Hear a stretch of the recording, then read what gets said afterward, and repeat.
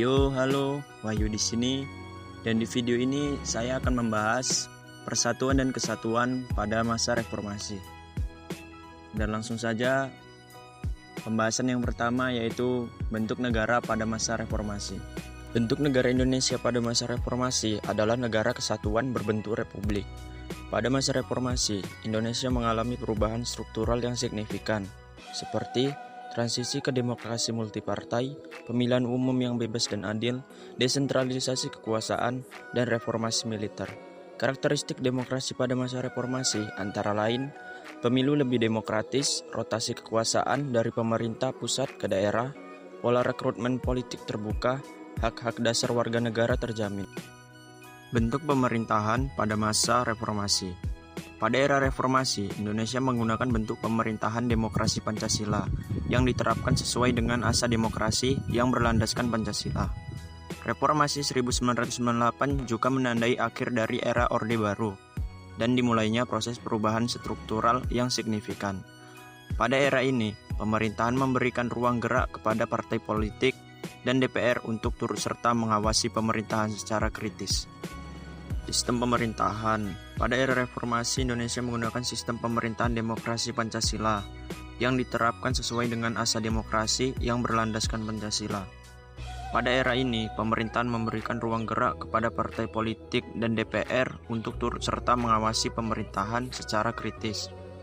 Sistem ini ditandai dengan berbagai perubahan seperti pembatasan masa jabatan presiden, desentralisasi kekuasaan, dan reformasi birokrasi. Bentuk ancaman dari luar dan dalam negeri.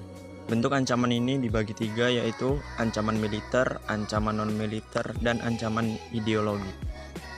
Adapun bentuk ancaman militer yaitu serangan militer dari negara lain seperti invasi, serangan rudal, atau perang hibrida, pelanggaran batas negara, pemberontakan bersenjata, dan aksi terorisme internasional. Ancaman non-militer yaitu tekanan politik seperti intimidasi, provokasi, dan blokade politik, ancaman ekonomi seperti kenaikan harga minyak dunia, dan ancaman teknologi informasi seperti kejahatan siber dan kejahatan perbankan. Ancaman ideologi. Adapun bentuk ancaman ideologi yaitu ekstremisme agama, yaitu pandangan agama radikal yang memaksakan keyakinannya kepada orang lain. Ekstremisme politik, yaitu paham rasialis, otoriter, dan intoleran terhadap pluralisme. Ideologi teroris, yaitu penggunaan kekerasan untuk mencapai tujuan agama atau politik. Ideologi anti-demokrasi, yaitu ancaman terhadap hak asasi manusia, prinsip demokrasi, dan kebebasan berpendapat. Ancaman dari dalam negeri. Adapun ancaman dari dalam negeri antara lain yaitu korupsi, penurunan rasa persatuan dan kesatuan, konflik antar daerah, dan tawuran antar pelajar.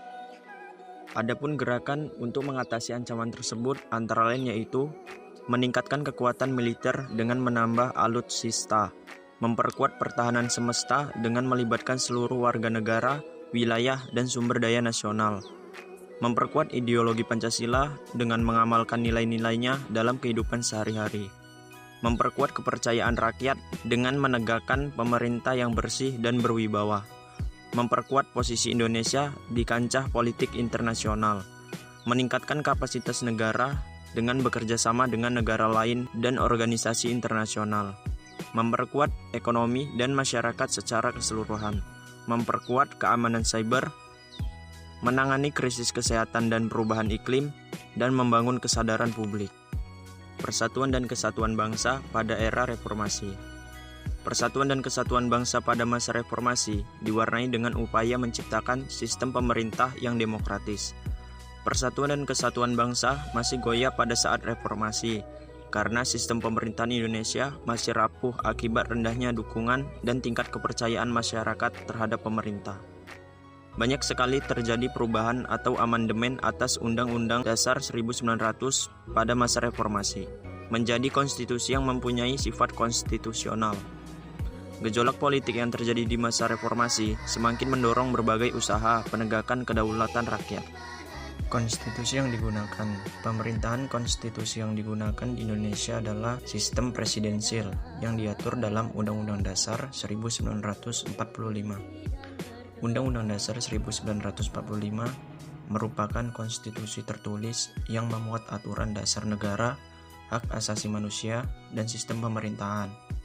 Undang-Undang Dasar 1945 telah mengalami beberapa amandemen untuk menyesuaikan dengan perubahan sosial, politik, dan ekonomi. Beberapa amandemen penting di antaranya Amandemen tahun 1999 yang memperkenalkan otonomi daerah, Amandemen tahun 2002 yang mengubah sistem presidensil menjadi presidensil terpilih.